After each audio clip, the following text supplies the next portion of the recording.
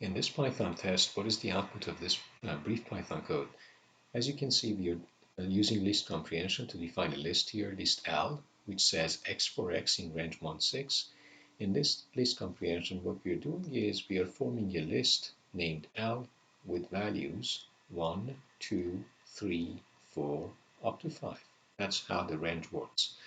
After we do this, the second list comprehension says form the list E such that you have 2 if y modulo 2 is 1. This is very important. Else 1 for any y that comes from this list L. As you can see, we're going to run 5 values, 1, 2, 3, 4, 5, through this list comprehension. Whenever we have the value modulo 2 turns 1, then it satisfies this if condition and we get 2. So therefore, the nuance here is list E for odd numbers, because the modulo 2 is 1, we're going to have 2 here. So 1, you get 2. 2 modulo 2 is 0, so it's going to satisfy else. We're going to have 1 for it.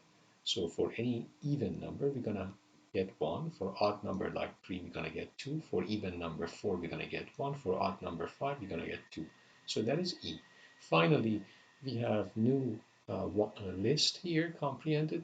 And in this case, we have S equal to V times N for V and N in zip of L and E.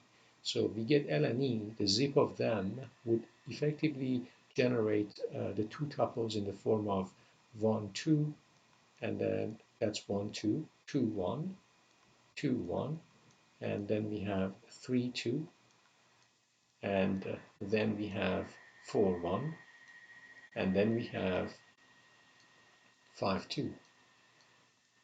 But this is not what we are comprehending. S is saying take the first and second element in each tuple and compute the product, and then product will be the element in the new list that is made.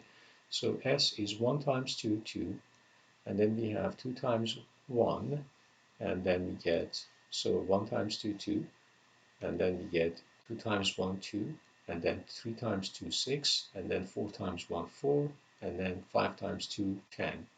And finally, we are printing the sum of S, which means 2 plus 2 plus 6, that's 10, plus 10, 20, and then 24. So the right answer is this one. If we make a mistake in terms of, for example, making a wrong decision about which, whether it's odd or even numbers, you're going to get 2 or 1 for, and or if you make a mistake that range goes up to 6, then we will end up with different numbers in the multiple choice selection here. But the right answer is 24. And if you are interested to see a run of it, let me show you. So here is the Python code that I have. So I'm going to run it. Okay, so here we have this selection. And if I run this code, you can see that the outcome is 24 as expected. So in summary, I hope that this example is helpful in terms of illustrating how we use list comprehension and a little bit nuance in terms of utilizing modular operation to define a new list and then multiplying elements in a zip two tuple and then computing the sum.